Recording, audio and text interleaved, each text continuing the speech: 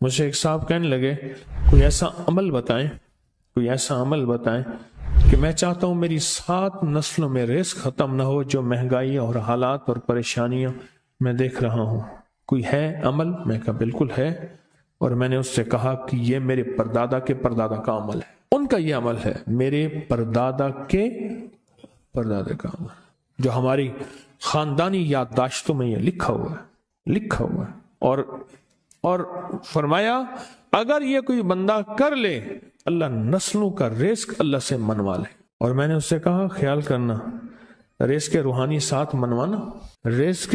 ساتھ منوانا، ورنہ دولت مال چیزیں مل جائے گی، جس کے بارے میں کہا جاتا ہے کہ بعض بندے ایسے ہوتے ہیں اللہ پاک ان سے لقمے نہیں چھینتا، سجدے چھین لیتا ہے، اللہ ان سے لقمے نہیں چھینتا۔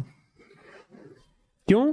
رزق جسمانی دوسرے لفظوں میں مل رہا ہے، اور رزق روحانی اللہ چھین لیتا ہے۔ یہ جو آج آپ بیٹھے ہیں تسبیح خانے میں اور میں بیٹھا ہوں، یہ ہم روحانی دسترخوان پہ بیٹھے ہیں، یہ بہت بڑا دسترخوان لگا ہوا ہے، یہ دسترخوان ہے۔ سنا ہے در یار پہ بڑی دھوم ہے، سنا ہے در یار پہ بڑی دھوم ہے، وہاں عاشقوں کا ہجوم ہے۔ یہ روحانی دسترخوان ہے، میں بھی خود محتاج ہوں، یہ روحانی دسترخوان ہے۔ تو میں نے اس سے عرض کیا کہ ایک دسترخوان نہیں مانگنا، دونوں مانگنا، رزق روحانی بھی، رزق جسمانی تو اس کو بھی ملتا ہے جس کو کلمہ نصیب نہیں ہوا، رزق جسمانی تو اس کو ہی ملتا ہے جس کو کملی والی کی غلامی نصیب نہیں ہوئی، رزق جسمانی تو اس کو ہی ملتا ہے جس کے ماتھے پہ شقاوت لکھی ہے، رزق جسمانی تو اس کو ملتا ہے جو اللہ کا نافرمان ہے، رزق جسمانی تو اس کو ملتا ہے جو اللہ کے وجود کا انکار کرتا ہے، رزق جسمانی تو اس کو ہی ملتا ہے جو آخرت اور قبر کا انکار کرتا ہے، رزق جسمانی تو اس کو ملتا ہے جو جنات اور برزخ کا انکار کرتا ہے، رزق جسمانی تو اس کو ملتا ہے جو خود کملی والی کی نبوت کا انکار کرتا ہے، وہ تو بے بہا لوگ ہیں، ان کو ملتا ہے۔ پر تجھے بھی صرف رزق جسمانی ملا اور اللہ سے یہ منوا لیا، نہ یہ نہ منوانا، اللہ سے کہنا ہے اللہ رزق روحانی بھی دے اور رزق جسمانی بھی دے، 2 رزق کٹھے عطا فرما۔ کون سا رزق؟ رزق اور رزق جسمانی بھی دے۔ کہیں ایسا نہ ہو کہ میری نسلوں میں صرف مال دولت اور چیزیں ہوں اور تیرا نام اور تیرے حبیب کا نام نہ ہو، تیرا نام اور تیرے کملی والے کا نام نہ ہو، تیرا نام اور تیرے دوستوں کا نام نہ ہو، تیرا نام اور تیری آل و اصحاب کا نام نہ ہو۔ کہیں ایسا نہ ہو میں محروم ہو جاؤں، مجھے آل اور محمد اور آل محمد اور اصحاب محمد کی نسبتیں یہ بھی ساتھ عطا کیے رکھ۔ میں نے اس سے کہا کہ 2 چیزیں مانگنا۔ اچھا قدرت کا نظام ہے، کچھ دیوانے بھی ہوتے ہیں، یقین والے ہوتے ہیں، آپ جیسے آپ مخلص بیٹھے ہیں، اور پوری دنیا میں ہمارے ساتھ اس وقت مخلص بیٹھے ہیں جو ہماری آج کی محفل میں شریک ہیں، ہوتے ہیں دیوانے۔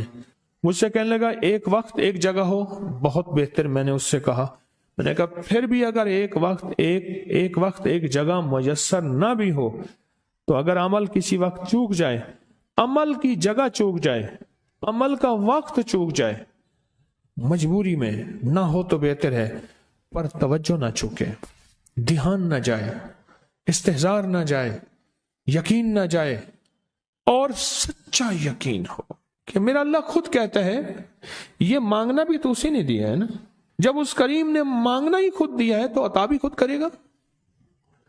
نہیں خوف نارے جہیم کا کہ کرم ہے مجھ پہ کریم کا، وہ خود عطا کرے گا مجھے، اس نے مانگنا دیا دے گا۔ یقین ہو ایسا ایسا ایسا ایسا، اتنا زبردست یقین ہو، اتنا یقین ہو اللہ کے ملنے پہ اور اللہ کے مانگنے پہ، اتنا یقین ہو کہ گمان اور خیال سے بالا تر یقین ہو، بہت زیادہ یقین ہو۔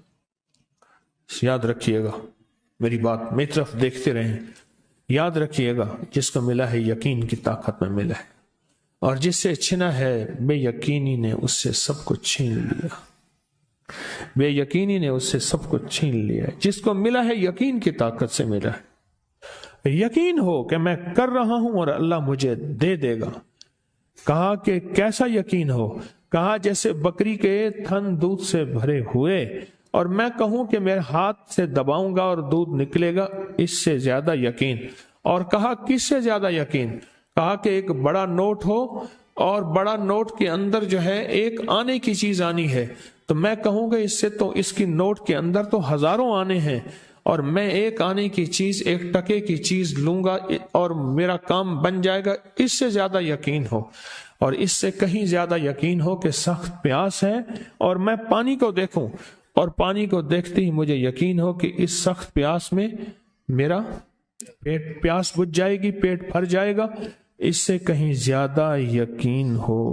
میں پھر بھی یقین کو نہیں سمجھا سکا، علم بھی محدود ہے، الفاظ بھی میرے پاس محدود ہیں، اس سے کہیں زیادہ یقین ہو، اس سے کہیں زیادہ یقین ہو، اور بہت زیادہ یقین ہو۔